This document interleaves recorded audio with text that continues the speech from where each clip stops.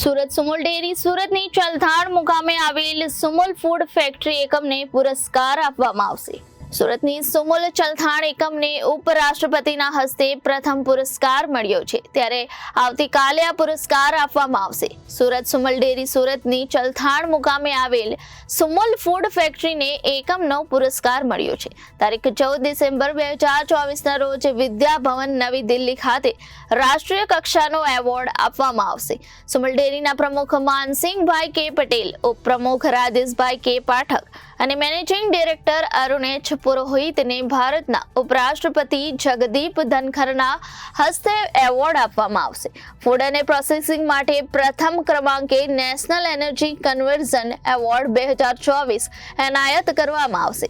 Sumul food ફેક્ટરીમાં પ્રધાનમંત્રી સુપોષણ યોજનાનું સપનું સાકાર કરવા મહેનત થઈ રહી છે, ત્યારે ગુજરાત રાજ્યના મહિલા અને બાળ વિકાસ મંત્રાલય અને સુમુલ ડેરીના સંયુક્ત પ્રયત્નોના પ્રયાસથી ચલથાણ ખાતેનો સુમુલ ફૂડ ફેક્ટરીના આ એકમને ઉર્જા બચતમાં રાષ્ટ્રીય ખાતે પુરસ્કાર એનાયત કરવામાં આવશે। આ સુમુલ ડેરી ફૂડ ફેક્ટરીમાંથી છેલ્લા 6 વર્ષથી કુપોષણ નિવારણ માટે બાલ શક્તિ, માતૃશક્તિ અને પૂર્ણ શક્તિ જેવી અલગ અલગ પ્રોડક્ટ બનાવવામાં આવે છે। Jayesh Patel, director Sumul dairy. Sumul dairy સતત ઉર્જા માટે બચત કરીને સતત કામગીરી કરી રહી છે। એના અનુસંધાનમાં સતત ત્રીજા વર્ષે ભારત સરકારના ઉર્જા વિભાગ તરફથી ઉર્જા બચત એવોર્ડ એનાયત થવા જઈ રહ્યો છે। 14મી તારીખે ઉર્જા બચત દિવસ હોય છે અને એ દિવસે ઉપરાષ્ટ્રપતિના હાથે આજના ચેરમેનશ્રીના એવોર્ડ અર્પણ થવાનો છે। સુમુલ સતત પર્યાવરણલક્ષી કામગીરીમાં ખાસ કરીને ઉર્જાની બચત થાય અને એને દૂધ બનાવત અને એની સાથેની ફૂડ ઇન્ડસ્ટ્રીમાં પણ સતત ઉર્જાની બચત થાય એ દિશાના પ્રયત્ન કરતી હોય છે।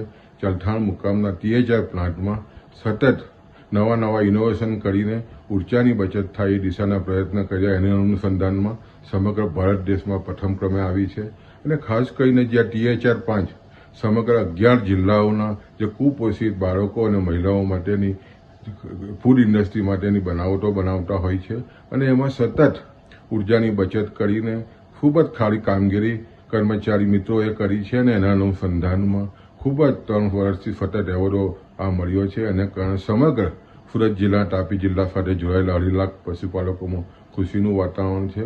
સતત સુમુલ અને પશુપાલકો માટે અને સુમુલ પરિવારના કર્મચારી મિત્રોમાં ખૂબ જ આનંદની લહેર ફેલાઈ છે। Reporter Arvind Rathod, Janadesh news, Surat.